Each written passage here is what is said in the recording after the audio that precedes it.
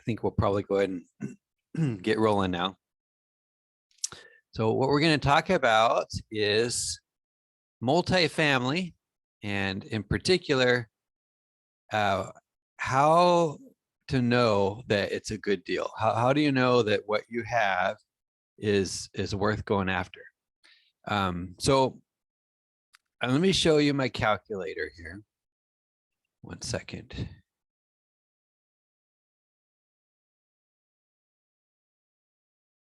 Robert Dodd, glad to have you with us.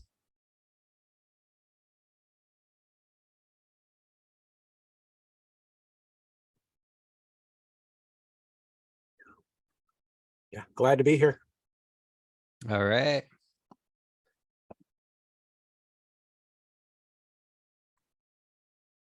Things being a little bit stubborn. There we go. All right, so does everyone see my calculator here?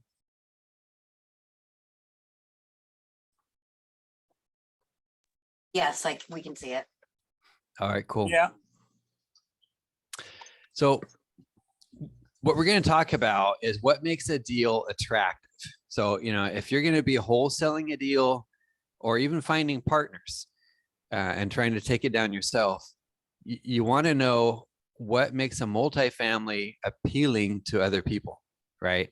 Otherwise, you're just chasing after something that no one will want, and it's going to be a dead end.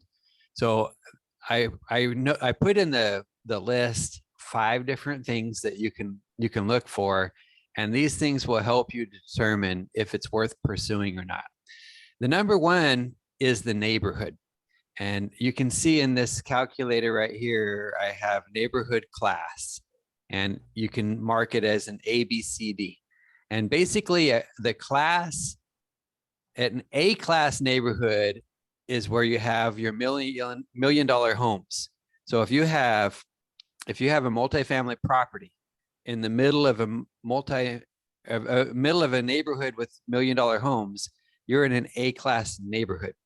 So, you have the neighborhood, you have the actual property, the asset itself is an A class asset, but that's different than if it's in an A class neighborhood. And then you have the condition and you have the tenant class, because your tenant class doesn't necessarily match the actual neighborhood. The management might make the tenant class off from the neighborhood to a certain degree, but the neighborhood will define your tenant class to some degree, because if you're in a D class neighborhood, are you ever going to have A class tenants? No, they're not going to want to live in a D class neighborhood. So you want to try to get your, if you're going to look for a property, some people prefer A class, some prefer B, some prefer C, and almost nobody prefers D. So my advice is just stay away from D neighborhoods, away from D asset class. It's not worth going after.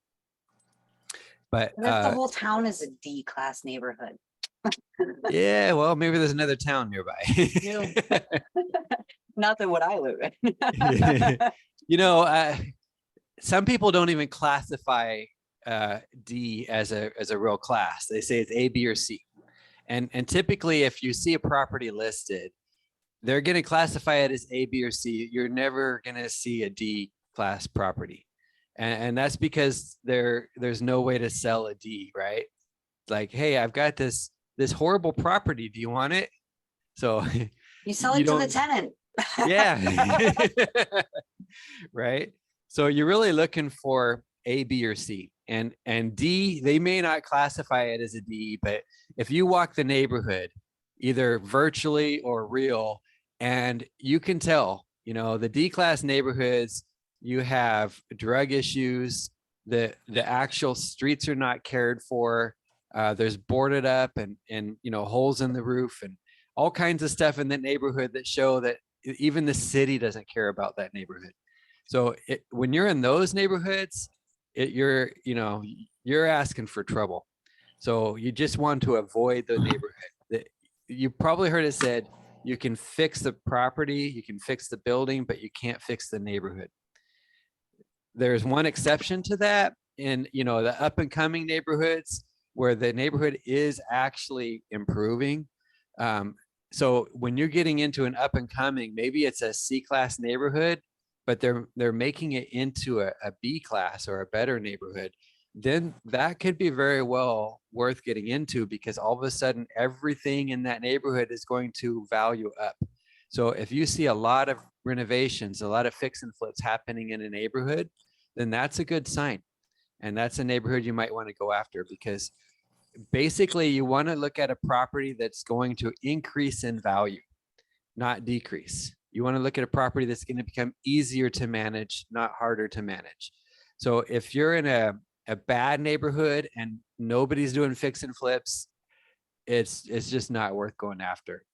So what to go after, A, B, or C? A lot of that depends on what your goals are, or if you're wholesaling, what your buyer's goals are. Because if you're in an A-class neighborhood, you're typically looking at a low cap rate property where they can lock their money up without a lot of maintenance. So if it's a new investor, they'll probably be looking at a B or a C for a couple of reasons. A B or a C, you get a higher cap rate, higher return on your money, and they're cheaper to get into. So, you know, when you have people starting out, they'll typically go to B or C because that gets them a better cash flow, but not as good of an appreciation as an A class. So that's typically where people start. We got a little bit of echo going on there. Yeah, thank you. Appreciate it. So typically they start at B and C class and then they work their way into A class. So when people retire, you know, they get to an age that they don't want a lot of headaches, they'll go to A class because they don't have to worry, because the tenant class is so good and the management is so, you know, everything is so smooth. It doesn't necessarily take care of itself, but it's a whole lot easier. So it depends on what your investment goals are. If you're getting in it for cash flow, you want a B or a C. If you're in it for appreciation and long-term money safety, you get into it for an A. Does that make sense? So knowing your buyer type, or what your if you're the buyer, what you're looking for will help you determine the neighborhood class, A, B, or C. All right, so before we move on to the next one, does anybody have questions? Let me just point out here, in this calculator, you see that the pro forma is B, because typically it's just going to reflect whatever it currently is. You're not going to take a C-class neighborhood and make it into a B-class neighborhood, unless you're like buying the whole block, right? It's just not going to happen. So you want to typically, whatever neighborhood you're getting into, the pro forma is going to reflect that. And that makes a difference in the overall evaluation of this whole thing. You know, as far as like what type of tenants you're going to have, the problems that you're going to run into, your management fees, those sort of things, the neighborhood class will make a difference, and your evaluations. Any questions on neighborhood before we move on to the next one? Yeah, it's a pretty straightforward one. So the next one is the cash flow from day one. So, you know, some people like to do fix and flips, right? So you buy a house and it's not ready to live in, and they put months of work into it, and then they flip it for a big payday. Then there's renters that'll buy a house and it's not ready to rent. I should say landlords buy a house, it's not ready to rent, and it takes a couple of months to get it rent ready, and then they rent it. But most people, you know, if you're dealing with a large asset, like a multifamily with 30, 50, 100, several hundred doors, you might have some vacancies, you might have some places that need some improvement, but most people prefer cash flow out of the gate. It's not necessarily the same as a fix and flip type house where they're okay with several months of no cash flow, because we're talking about a much bigger commitment overall to the bank, to other investors. Can you do one that doesn't cash flow? Absolutely. But your buyer pool will be much smaller. So if you want to find an attractive place with a large buyer pool, try to get one that cash flows from day one. Now, here's a caveat or something to watch out for. When you get your papers from the either from the seller or from the realtor, they're going to give you the NOI. They're going to tell you what cash flows. They're going to give you expenses, but don't trust the paperwork because it'll almost always be wrong. So if you see in the paperwork, okay, this is a 100-unit place and it has a very limited amount of expenses, they're not telling you the whole story.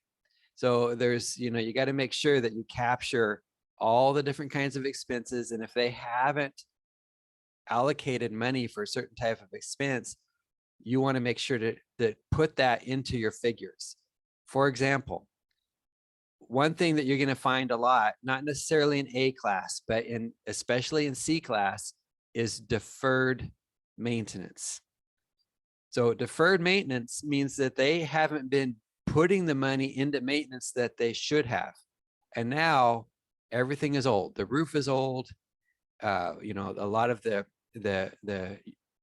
appliances and other things, they're ready to go. So if you have deferred maintenance, sure, what it does is it makes the NOI look great because you have a lower OpEx, a lower operating expense. So the way you get your NOI is you take your income, the EGI, which is effective gross income, and you subtract out your operating expense. So if you have a low operating expense because of deferred maintenance, it's going to make your NOI look really attractive, but it's not real. You have to realize deferred maintenance, the maintenance is just being pushed off to you as opposed to them doing it themselves. So you have to be, realistic with the NOI, that it's a number that is real. And it's not just, if they limit their expenses, then the NOI is going to be inflated. So make sure that when you go over the expenses, you capture everything, as you see in here, the utilities, the contractors, the insurance, property tax, payroll, supplies, turnover costs, maintenance costs, and management. They might, if it's a smaller place, it might be doing self-management. And if they are, that won't be in there, but you want to put it in there for your calculations in a way, because if you don't allocate for property management and you lock up the deal, if you're doing it yourself, now you're forced to do property management because there's not enough room in the deal to not do property management yourself, to allocate it to a property manager. Or if you're trying to sell the deal, whoever you're trying to sell it to will probably want a property manager in there. So you need to make sure to allocate that even if they have not been allocating it.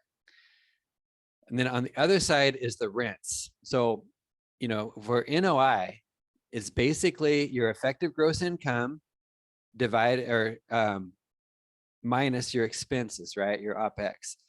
But the income, the challenge is their records will probably be wrong. It almost always is wrong. I was just looking into property a few days ago where I got all the paperwork. It might have been 5 or 6 different pieces of paperwork. Every single one of them had a different figure for their rent income. And it's supposed to be for the same period of time. So which one is correct, right?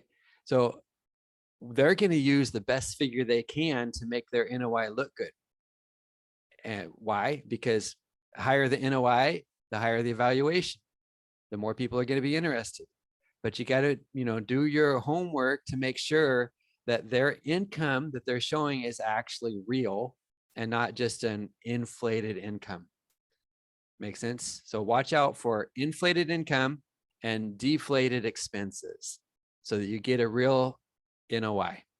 So the whole idea here is that you want to have, and if you know, in order to get cash flow, you have to take your NOI and subtract out two more things, and then you end up with your cash flow. The two things you subtract out is, number one, your CapEx. So you have OpEx and you have CapEx, right? CapEx are your capital expenses, your large items, your roof, your HVAC, major issues overall that need to be resolved.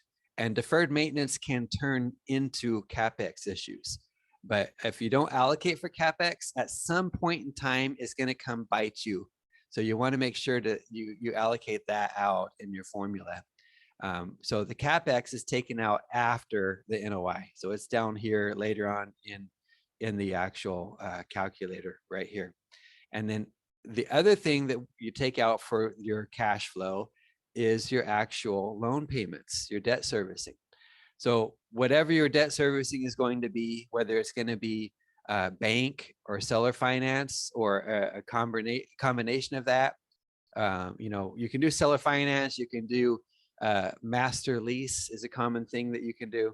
But whatever your payments are, whatever your debt servicing is, you take your NOI and you subtract out CapEx and you subtract out debt service, and then you get to your cash flow.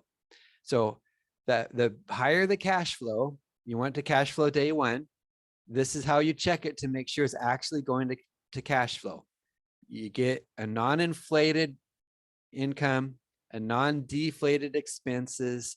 Make sure you're taking into account some CapEx so that you don't end up having a problem down the road, and whatever you're going to do for financing.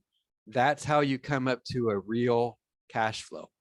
There's a 50% rule that you can use to help you to see what the cash flow will probably be, what it ought to be. And that 50% rule is basically you take your gross income, gross rental income, times 0.5 or half it, minus your debt service. So that's an easy, quick way of just evaluating what the cash flow should be. So that 50% rule takes out all those other expenses. The only thing it doesn't take out is debt service. Debt service can be so different depending on how it's going to be financed. So, you know, financing through a seller is way different from financing in a bank. You can have the flexibility with the seller to make a plan that works, right? A bank is a little bit more rigid. Or if you're doing private money lender is another method, right? You got to make sure that whatever that methodology is, that it will cash flow positive. So you can do typical bank financing and stick in here just to see if it will cash flow. You know, typical bank financing for a multifamily, you know, if you click on bank here, it's going to automatically throw in here 30% down, because banks will typically want 30% down for a multifamily and 7% interest rate. Will you get a variance in that? Yeah. And especially as interest rates go up, you know, the 7% is probably going to grow. But that gives you an idea. If we do bank financing and this becomes no seller finance, and then you have to have actually more money down because of that, your interest fee is going to be higher, but it'll adjust your cash flow based on your debt service. So that's the second point that you want to watch for, is a solid cash flow for your property. And cash on cash, we're going to get into that in a minute, but you know, if you want to cash flow day one, and that's going to go into that cash on cash formula. Any questions about the cash flow element and how to make sure that you're going to go to a property that's cash flowing day one? Yeah, on the T12 that we get, how do we determine, like you said, whether they are inflating the numbers or not? Yeah. So you want to do a market check on the actual rents for that area. and make sure they're in the ballpark. You know, typically on a T12, you want to get a rent roll and a T12, T24, T36, right? So the rent roll is going to show you what everything is supposed to be rented for, but it doesn't take into account vacancies, right? So 6 months ago, you might have had a couple apartments that were vacant and now they're rented. The T12 will show you their vacancies, and whereas the rent roll won't. But you know, the T12, you ought to be able to trust it in that if it's wrong, they're probably just lying.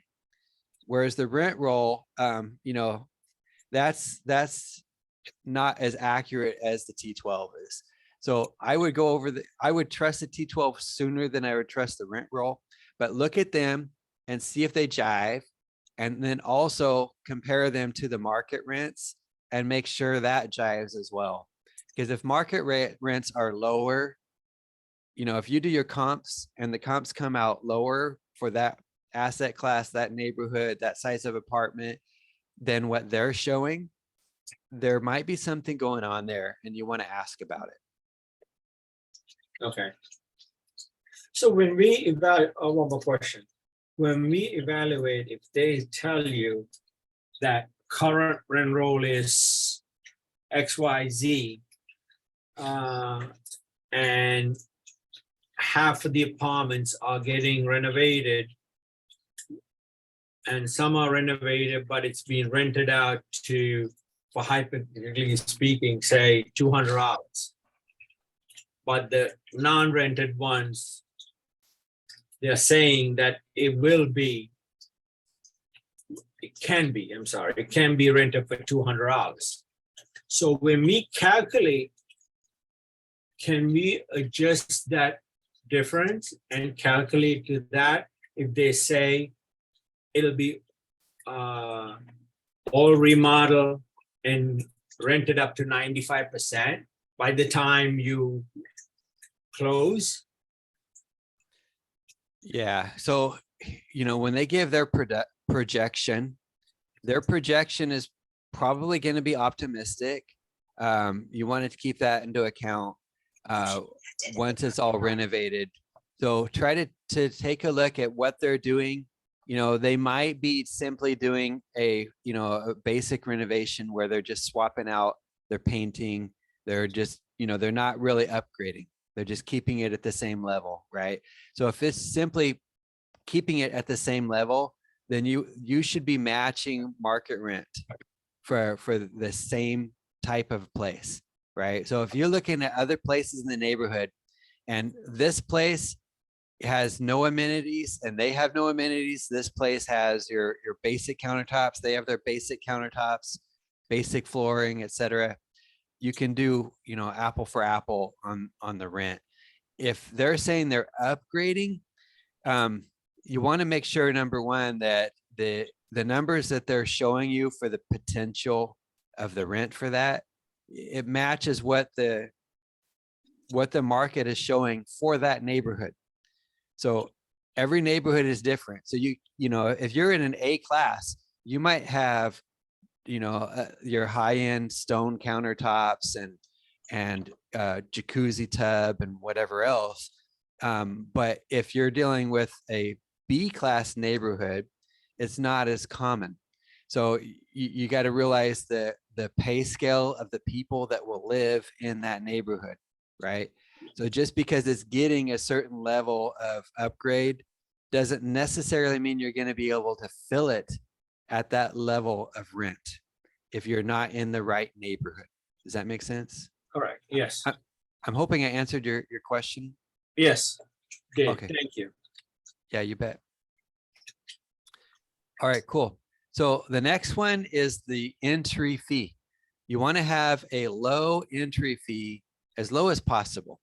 The higher the entry fee, the harder it's going to be to get into that property. The entry fee is basically everything that you're going to have to come up with that's not financed, right? You as in the buyer, whoever the buyer is, everything they got to come up with that's not financed.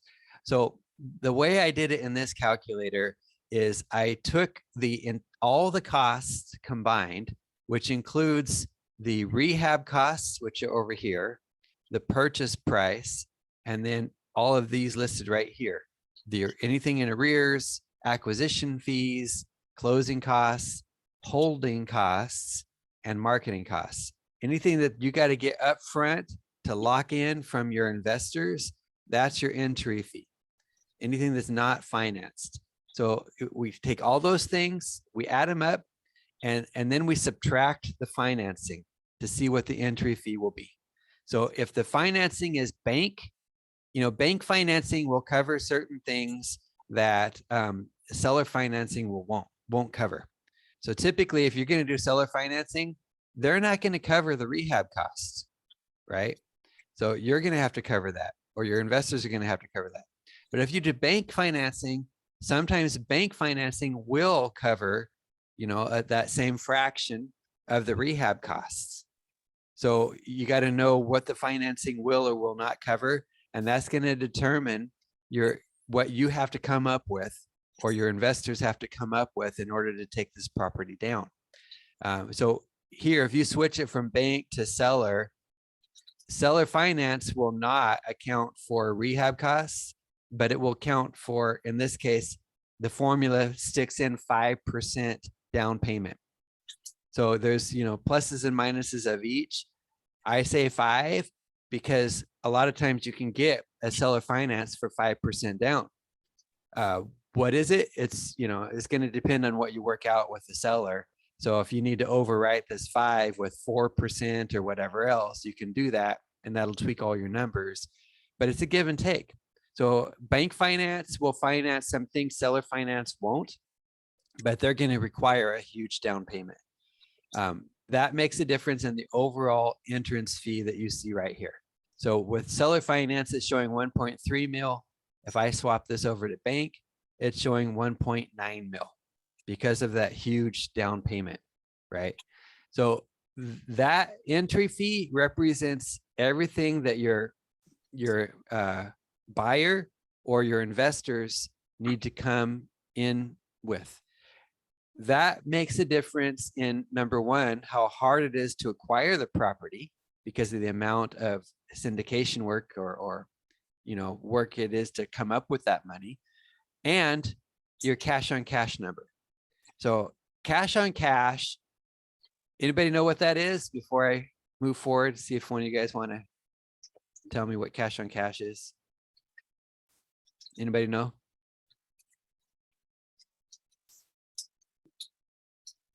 Your cash on cash return, what your investment to percentage of what you're getting back.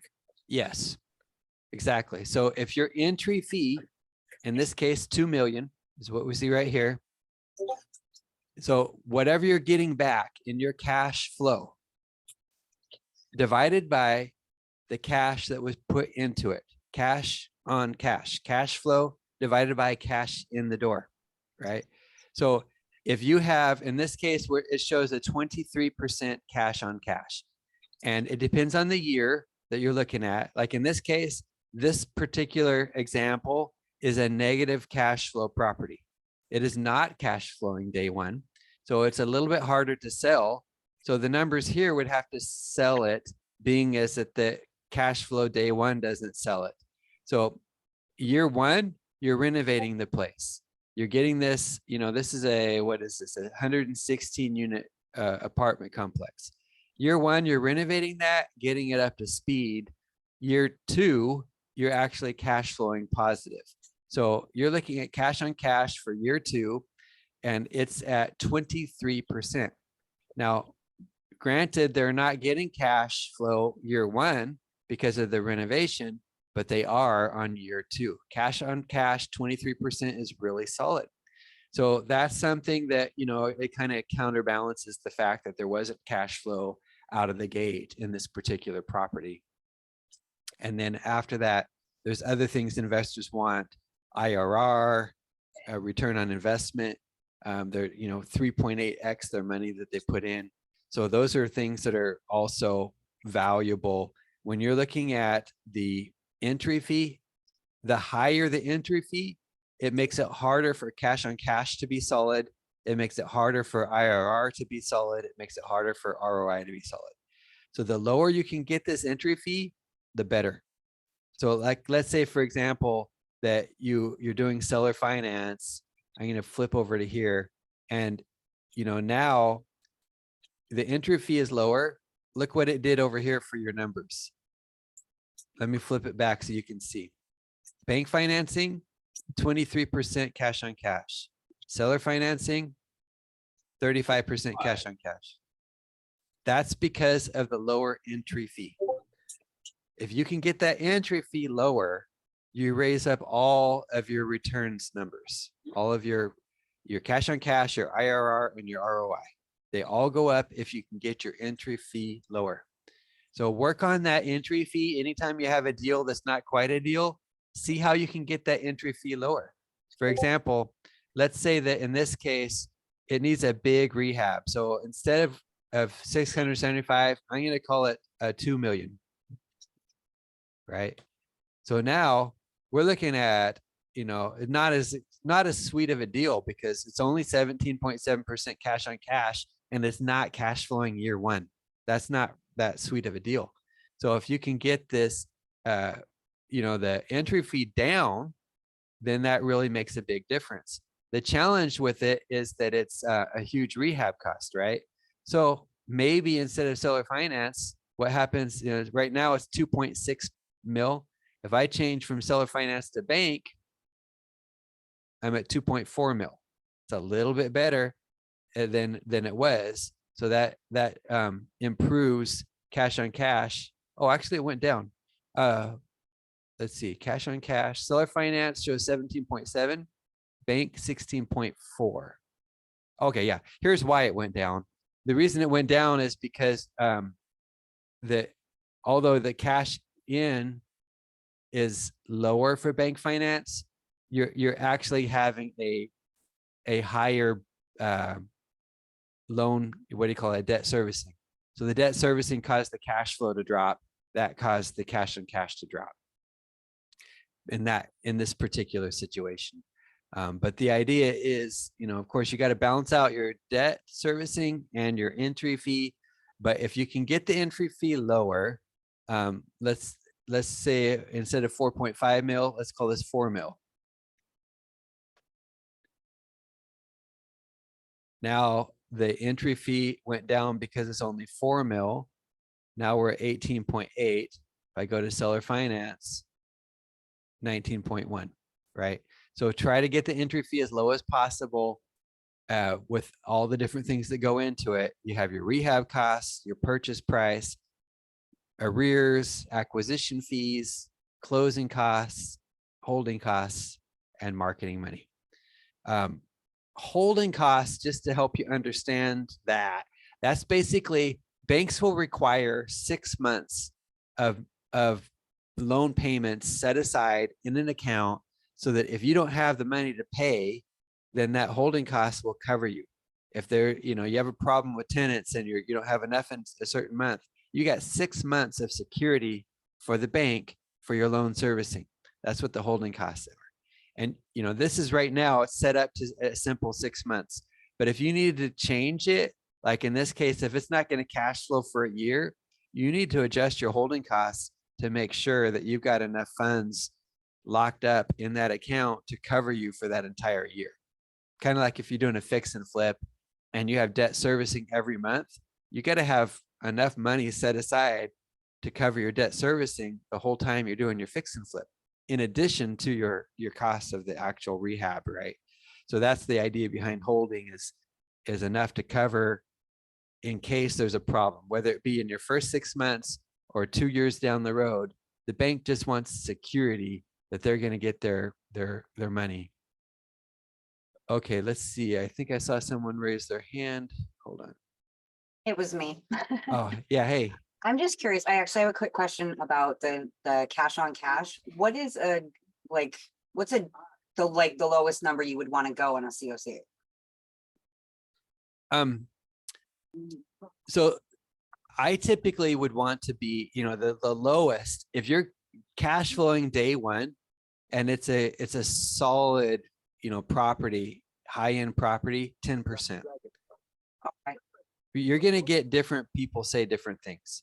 But for me, 10% is minimum. And, Okay. and, 15% is really where I'd want to be, at least 15%. But And if I you're talking also have about, that same question that Obrist asked. How can we get this spreadsheet? oh yeah. So I'm going to put it in the chat here. Hold on a second. Thank you so much, because this is amazing. I like the fact that you can switch back and forth between the bank and the seller. Yeah. Okay. I'm just going to drop this in the chat for everybody.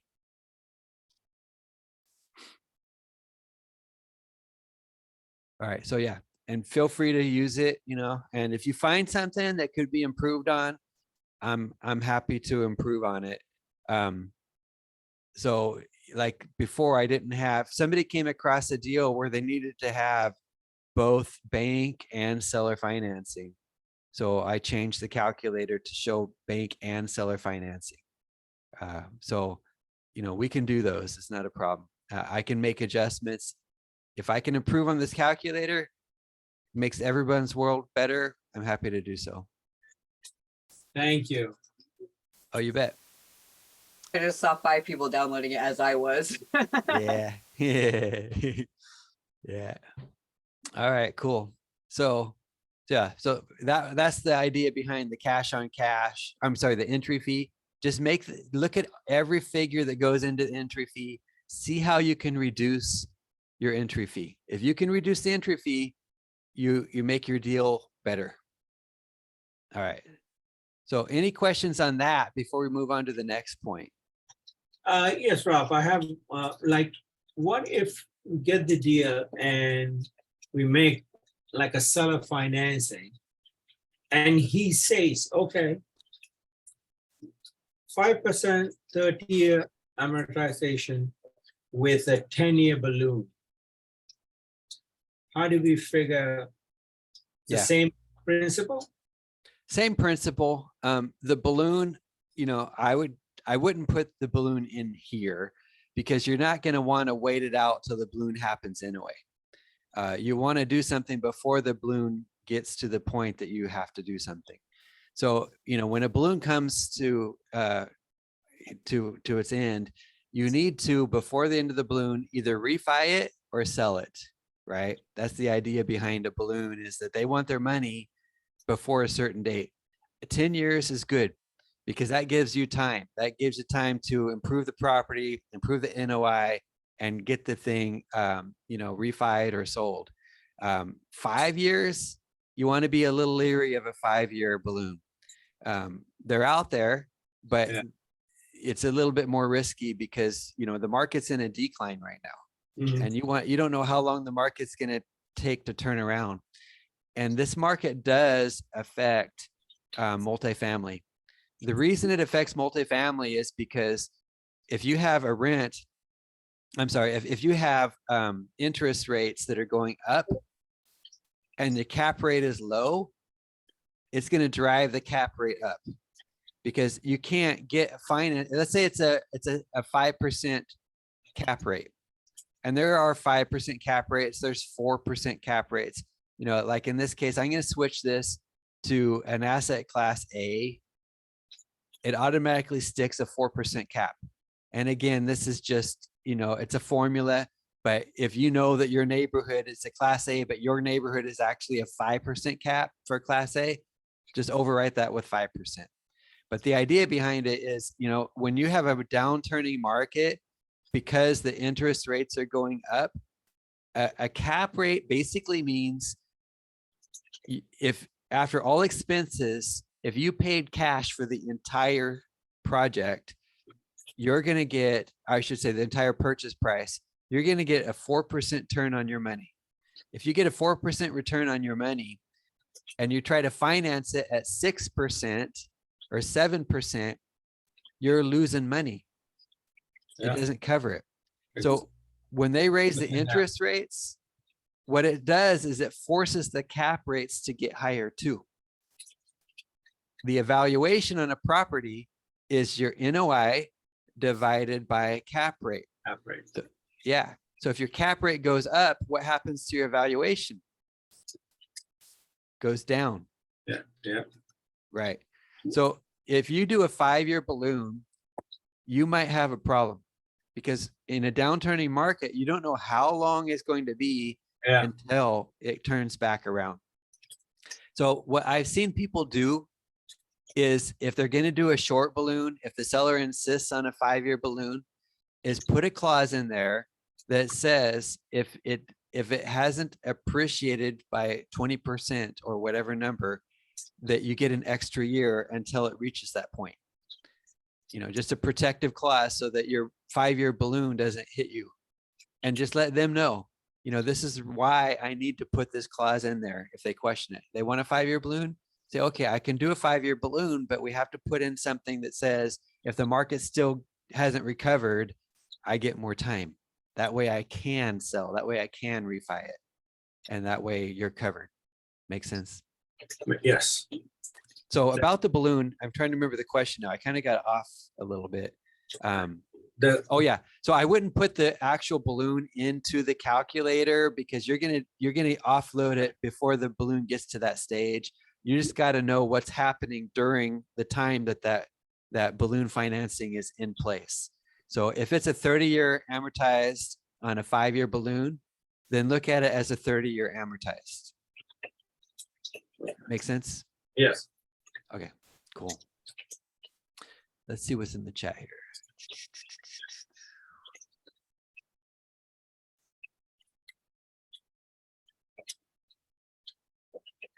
Yeah, Andrea, I made it. Yeah, kind of a spreadsheet geek. So, all right. So I need to bounce next, some pro forma templates off of you as well. yeah, sure, absolutely, yeah, Yeah, for the last couple of years when I'm doing some underwriting, I think that's the main reason why we joined Sub2 is to be able to creatively finance these deals and to be able to tweak these typical pro formas we see to have seller financing or balloons coming due. I think that's the real superpower is knowing how to work with these spreadsheets. yeah. Well, I know, Andrea, you've got some background in underwriting, right? If I remember right. So if you take a look at this and tell me, you know, if there's something I can put in there to make it better, I would appreciate that because I want to make this thing as best as possible. Oh, yes, of course. I'll shoot you some extra templates, but you know, I don't want to overwhelm you. But this looks like a great start to it. There's so much that goes into underwriting. But I Yeah. just think like the preliminary underwrite, just to do a napkin underwrite and see if it's a good deal. It makes sense what you said about whenever we look at a deal, it's comparing what's the rent roll and what is on the T12, because the rent roll will tell you if it's an authentic rent roll, which ones are vacant, what's the market rate rent, and then which one is the actual charged rent. And then you'll be able to see what's Section 8 or tax credit properties and the money they're receiving versus what's on the actual receivables of the T12. So it's good to know how to compare both. And if they're you know, that's very that's very helpful. And you brought out a good point, Andrea, that I didn't bring out. It when that question came up about accurate rents, is Section 8 or subsidized rent, you might see a variance because of that in the market rents, the comps versus what they're showing, and that might be part of the difference. So you know, it's worth investigating. Okay, so the next point here was forcing the NOI. So if you can force a better NOI, you know, that's the value add play. And most everybody wants that value add. So are the rents under market? There, if you can increase the rent, then you increase the NOI, right? If you increase the NOI, you increase your cash flow, you increase the evaluation. So if you can force the NOI to be better, you force appreciation, you force cash flow, then that's one of the key things you want to look for. So are the rents under market? Are the vacancies below what they ought to be? You know, 95% is a typical number that you'll see. So if you're at 80, in this case, 83%, well, you can potentially bring that up to 95, but you need to know why. Why is it at 83 instead of 95? Is it simply because of bad management? You know, they're not marketing, they're not getting their places filled. Is it because the places need to be redone? Maybe they have some vacancies that are not rentable at this point in time. Is it because that they're charging too high? They're charging so high that they can't get themselves to 95%. So you need to balance out what the rent is and the vacancies, you know, but if the marketing effort isn't in there, if they're not doing their job as a property manager, they're not going to fill it sufficiently. But that is one of the plays that you want to try to look for to force your NOI up, is increasing the occupancy rate to 95%. And then your expenses. Remember, NOI is your income minus your OPEX. So if you can decrease your income, your OPEX by either replacing the management because they're charging too much. You know, if you have a large apartment complex, you can get property management fee a lot lower than if you have a portfolio of small properties. So take that into account. If you're dealing with an in-house manager that live on site, they take care of the property, they're going to get a payroll as opposed to a percent, and that will help to bring that number down. But if you're doing a bunch of small properties, a portfolio, then you'll probably have to go off of the percent type arrangement. If you just have one or two, they're going to charge you probably 10%. And then there's fees on top of that for, like turnover fees, their marketing fees. So it might be even 11 or 12% in all. But if a larger properties, you can take that number down potentially. So look at your payrolls, look at your management fees, and see if you can make that NOI improve by lowering your OPEX. Another thing people do to improve OPEX is to take the utilities. If it's a property that everything is not metered to the tenant, that I forget what the term is now. I'm sure Andrew probably remembers, where you can take the utilities, and there's a program that basically divides it out to the tenants so that they pay for it instead of you paying for it. In Section 8, we call that utility allowance. Oh, okay. Yeah, there's another term. I don't remember what it is, but yeah, There's it's basically. There's a Was that- charge back. There's a charge back to the tenants Uh-huh. that would usually occur, but for Section 8 properties, it's usually a utility allowance where it's viewed across all tenants. But I Mhm. think you're right. It's just learning what are the average management fees that are charged in that market that you're looking to invest in.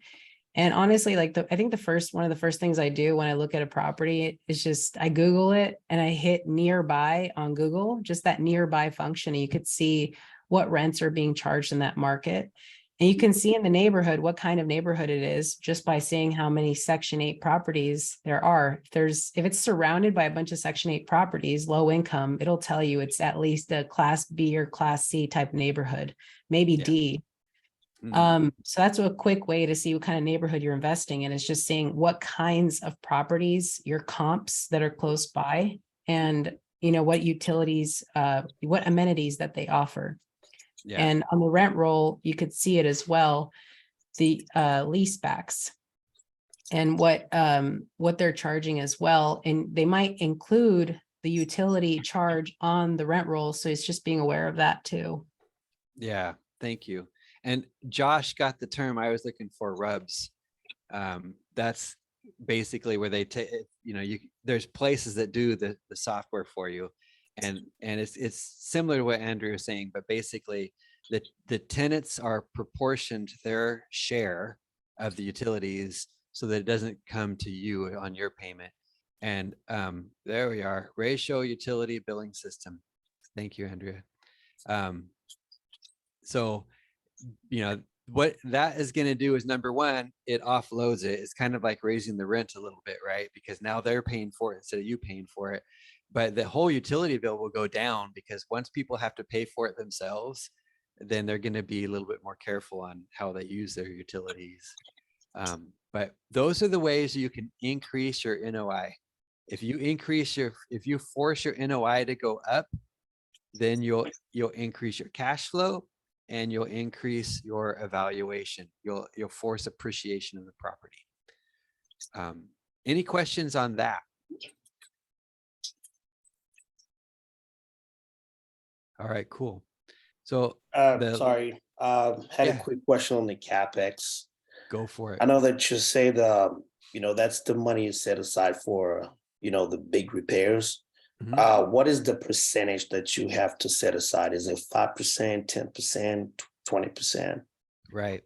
So that's going to depend to some degree on the quality of the building. If it's an older building, if it's a building that's had a lot of deferred maintenance, you're going to have a higher CapEx, and it might be something like 10%. If you're dealing with a property that's a class A, there's no deferred maintenance, it's in great shape, it's a brand new building, your CapEx is going to be very small. And it might be 3 or 4%, but I've seen mostly, in the range of 6-ish% for CapEx. It's going to depend on the property though. It's very, it's subject to the condition of the property. What I have in here is based off of something from, you guys know Brandon Turner, you know who that is? He's one of the guys with the big red beard from Bigger Pockets. Yes. So he has some really good books, Multifamily Millionaire, and he has in there formulas to calculate out the CapEx and the OpEx. So this calculator here, when you put in the age of the complex, the units, if you have a large roof that covers 16 units, your costs are spread out. Your CapEx is spread out across 16 units, right? Versus SFRs, you have a roof for every single one of them. So all of these here go into the calculation for the CapEx. I'm not sure why this is showing 0. I would have expected it to show something, but let me show you here in view. There's a hidden tab called Calc, and on the Calc tab, it is where it gets the number for the CapEx. So it's showing total of 0 for CapEx. So let me double check that. I'm not sure why it's 0. But I would have expected it to have something there. So it's built off of Brandon Turner's calculation of what he said, how to calculate out the CapEx and OpEx. I'm hoping I didn't just mess this up when I was playing with numbers in here a few minutes ago. Let me change this to, I'm going to change this to a B, change this to a B. Yeah. All right. So I'm not sure why it's showing maintenance repairs 0, CapEx 0. There's something got messed up in there. Let me fix that. Anybody that downloaded this, re-download it after, an hour after we're done, because I'm going to go back afterwards and say, okay, I'm sure that what happened, it was working earlier today. I was playing around with numbers when I was showing you guys stuff, and I must have messed some formula up somewhere. So I'm going to go fix that. Give me an hour or so and it'll be fixed again. But it calculates this CapEx number and this maintenance and repairs number off of all your inputs up here. So those inputs are, what I built this off of Brandon Turner's calculator for OpEx and CapEx. Does that answer your question? Yes, sir. Okay. So the last thing that you want to take into account, well, I say last, it's the last thing we're going to talk about today. There's other things you take into account too, but this is another big one, is the financing. So if you can get solid financing, good, especially creative financing, you can make a deal out of a no deal. You'll have a lot more people's attention if you can get a really good financing deal. So, the Pace, he says he doesn't ever get his deals above 5%. So if you can do that, just have that as a benchmark. So, try to get as low, he does 0% financing, right? But you want to word it in such a way that doesn't sound like 0% financing. Like, because that doesn't sound good to people, right? But the way he does it is he basically says, you know, if let's say the deal is it's worth, in this case, 4 million. So he says, how much profit you want me to build, you want me to put on top of that? Instead of asking for what financing, what percent, he'll just say, what profit you want me to build into that? You know, the thing is worth 4 mil. So, and you know, if they say 500, he says, okay, so let's do a 30-year 4.5 mil. The percent doesn't even come up in there. And so basically, when you do it like that, what you end up with is a 0%. He never calls it 0, but he's just changed the price from 4 mil to 4.5 mil. And that includes the profit, that includes the actual percent of interest. It's not really an interest because you just changed the price and made it an even payment every month. Does that make sense?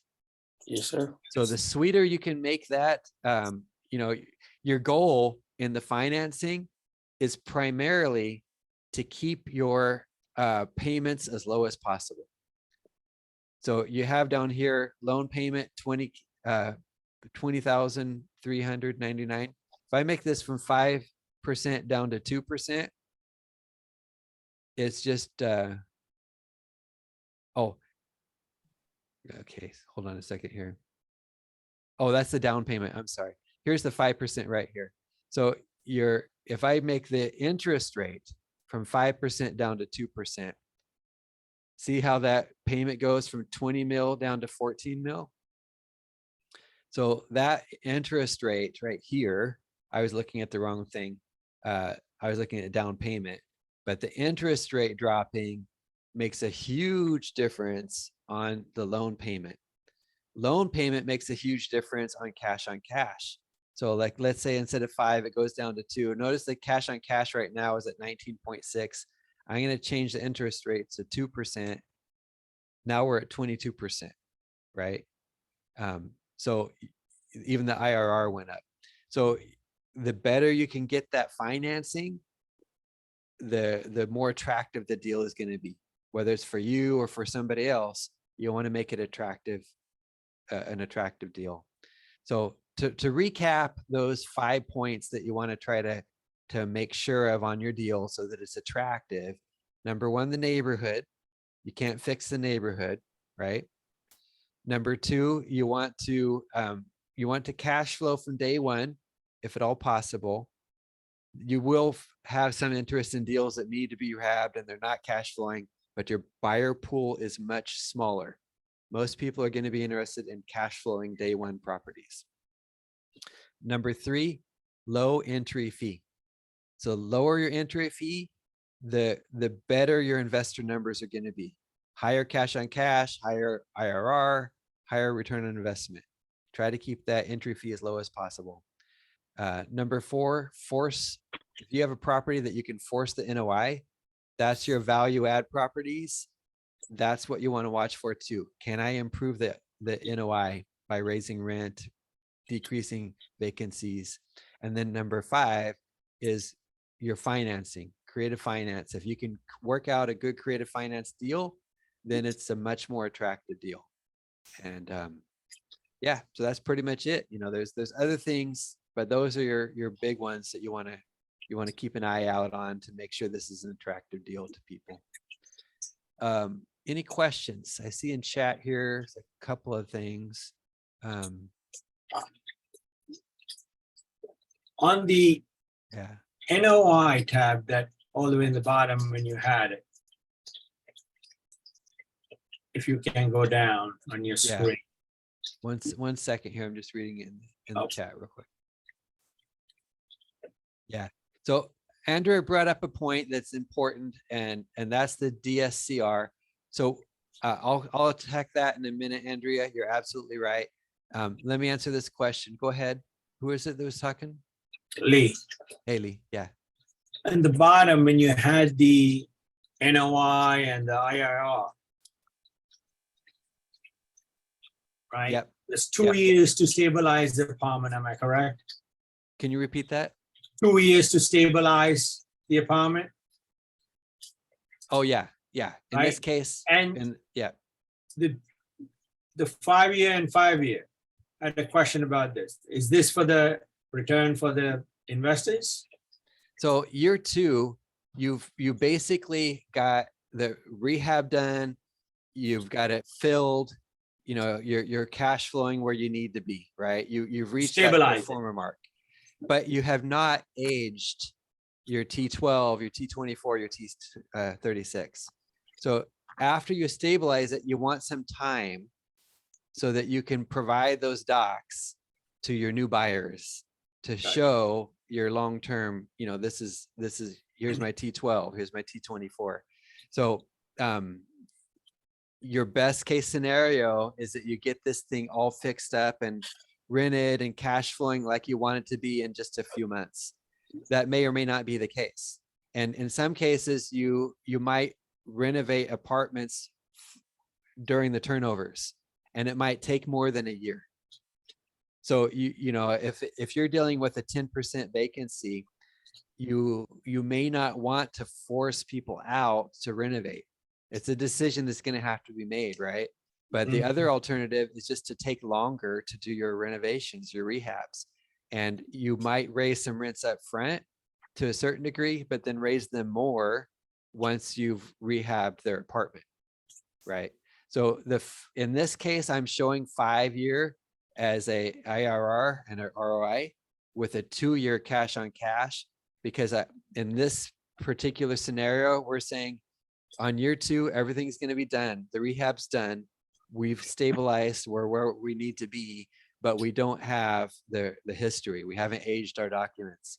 So year 5 is where we're looking at as a potential flip. Now, that doesn't mean that, you know, in this particular a property, anytime you're dealing with an IRR, you're looking at a property that you want to unload at a certain point in time. You either want to refi it or you want to actually sell it. You know, if you're going to sell it, then you pick up this nice big fat paycheck, right? And that's where the IRR comes in, is the appreciation. So let's say that you sell this thing on year 5, the IRR takes into account your cash flow through the whole project, and it also takes into account your appreciation. So you're getting a nice big, you know, that basically levels out the playing field of what it's worth year after year after year. So 33% is really, really good.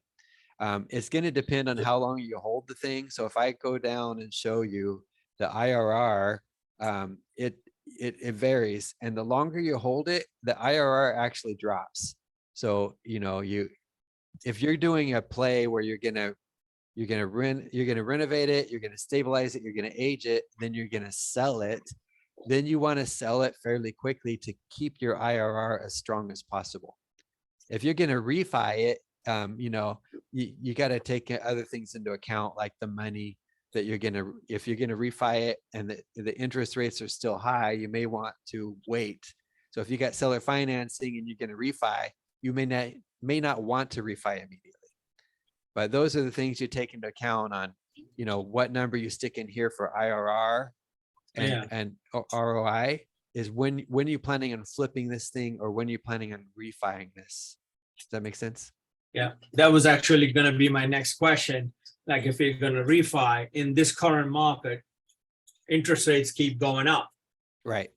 right? So say in 4 to 5 years, interest rates are coming down. Now it's going to, if it falls under the ones that we had last year, 2.5%, 3%, now we can refi again and I guess take the cash out and disperse among the investors.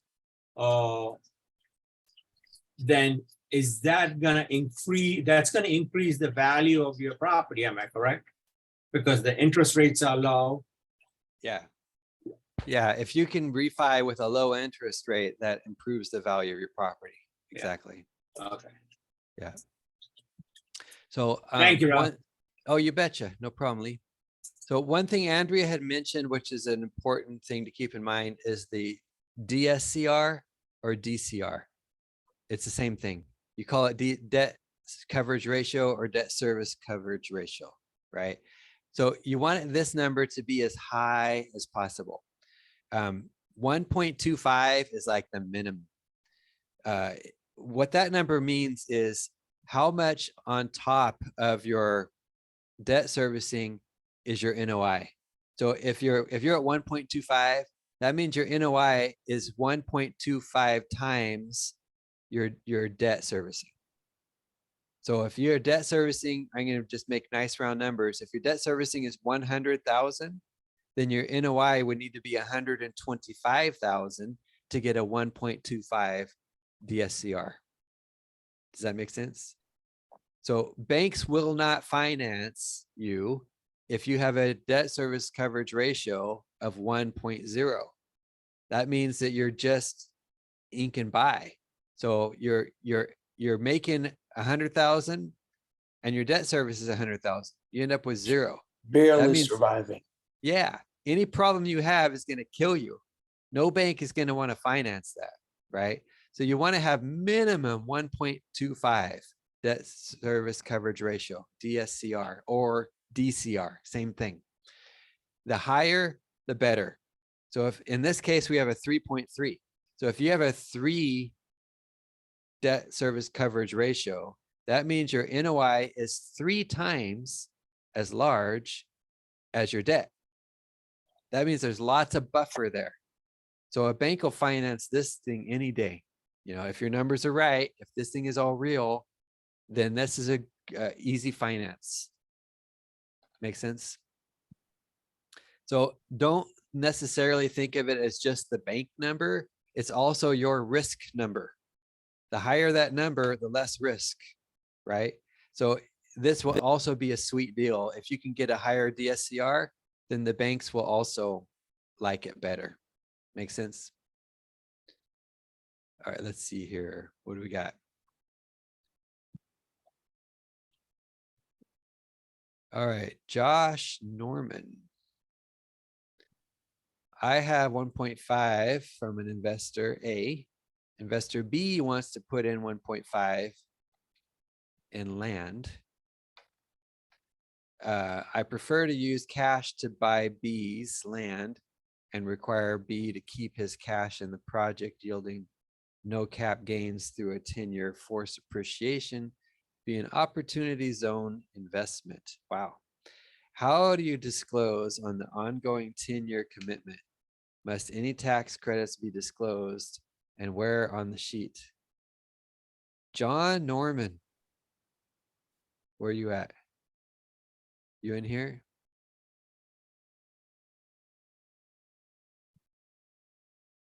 Okay, John, your question here is a really deep question, and I'm afraid it might be beyond my skill level. I want to be honest with you, man. So, can you reverbalize this? Maybe it'll help me capture this a little bit better. Are you able to talk, John Norman?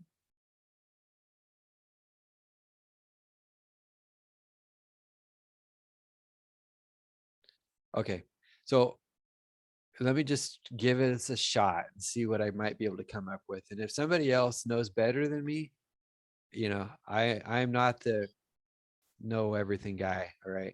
So please feel free if one of you know better than me, help me out. So, all right, so John says he's trying, I think he means trying to unmute. So if you're able to unmute John, that'll be great. So what I'm seeing here, one investor has 1.5 mil, another one has 1.5, but wants to put it in the land. Or are you saying that both investor A and B are for land? Not one's for a building on the land and one's for the land itself? Sorry, can you hear me? Yeah, I can hear you. Oh, excellent. Great. Go ahead. So are both investor A and B wanting to put their money on the land? Is this just a piece of raw land, or does it have some building on it? It's raw land. And Okay, they just happen to be arbitrary investors, but the one, as you understand, has cash and the other has a piece of land that's worth 1.5. oh, okay. So one has the land and that's worth 1.5 and one has the cash. Right. Okay, wow, that's interesting. I prefer to use cash to buy B's land. To keep his cash in the project yielding no cap gains through 10-year forced appreciation gain. That's interesting. How do you disclose ongoing 10-year commitment? Must any tax credits be disclosed? Wow. You know, I don't know how you would do that. I mean, obviously the land, if he's contributing land that's worth 1.5, then he would have just as big of a share as the other 1.5, I would think, if that's the deal that you worked out. But at that point, you know, if they're partners in the actual deal, you know, I'm presuming LP, but maybe not. They're gonna get their percentages, right, of the cash on cash, their percent of the IRR.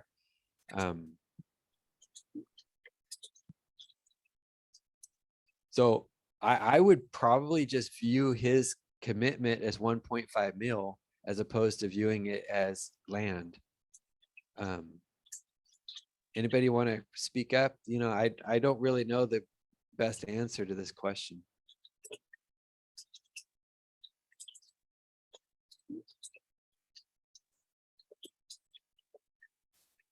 Yeah. So I would say that my guess would be that his land commitment is just the same as, you know, a cash commitment. That's my guess. So if you have somebody committing 1.5 mil and someone else committing land that's 1.5 mil, and that land gets transferred over to the organization that's holding this, the LLC or whatever, then it gets transferred out of the investor's name into the new property entity, then that investor has just contributed 1.5 mil in the form of land. But tax credits, I don't know how all that would work. You know, in my mind, it would simply be the same as a 1.5 mil cash investment. But I really don't know if there's other implications because of the fact it was land contributed instead of cash contributed. But if you look at it, land is worth the same amount of money. Right. So pretty much, you know, that's a question for a CPA, I would say. Yeah. Yeah, but doesn't land also change in value? Cash doesn't. Well, cash does. Well, Cash yeah, I does. guess it does. Yes, it does. I would say, you know, whatever you're contributing has an inherent value at the time that you contributed it. Contributed, exactly. But I don't know if there's, you know, implications for taxes or something else that's gonna, you know, create, I don't know, because like typically if you have an investment, there's like, you know, there's the like kind exchanges where you can avoid tax implications. If you're contributing the asset itself, maybe what you're doing is selling the asset for 1.5 mil and then contributing the 1.5 mil.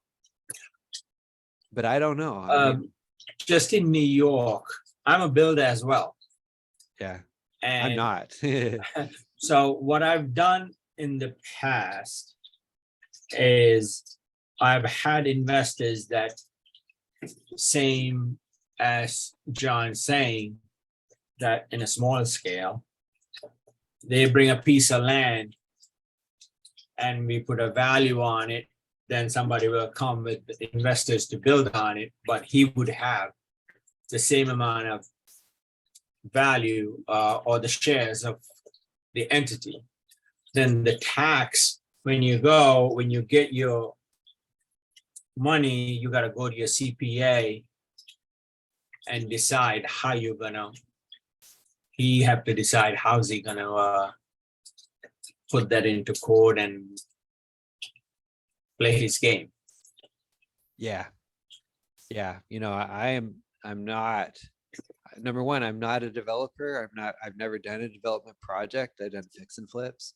And I'm not an accountant.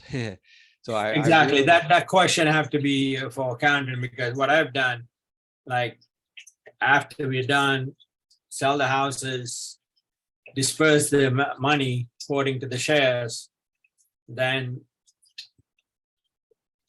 they go and take care of their business. uh-huh. That's what I done in New York, that's all I'm saying, Yeah. But the tax questions, all of that, I think it's, have to be a CPA question. Yeah. Well, I wish I could have given you a better answer. I hope. And we do have in the community good people with CPA background. Yeah. Reach out to them. Yeah, exactly. Yeah. And put the question in the Discord and they will answer it. Yeah. Well, I'm going to have to go. I will be posting the replay and I also will be fixing this. Yes, Lisa, this is the spreadsheet you can use. There are, a problem in here now that it's not calculating the CapEx like it's supposed to, nor the repairs. So as soon as we get done here, I'm going to fix that. Give me an hour and then you can download this. So I'm going to put back into here the link so that you can download this whenever you're ready to. But I will definitely have those fixed so that you can download this in an hour. You cannot edit this sheet. That way it limits the amount of people that can mess it up. I can mess it up, as you can tell, but that way 100 other people can't mess it up. But what you can do, as you see right here, If you can go here to the original. You can take this, go to file, make a make copy. a copy, and then you can edit that copy to whatever your heart feels like. And what I suggest is that every time you have a new property, make a new copy from the original, because I'm going to be consistently improving this calculator. So every time you go there, it should be better than the last time. Like right now, we have the ability to do bank finance and seller finance. I didn't have that a couple weeks ago. Now we do. So next week is going to be improved as well.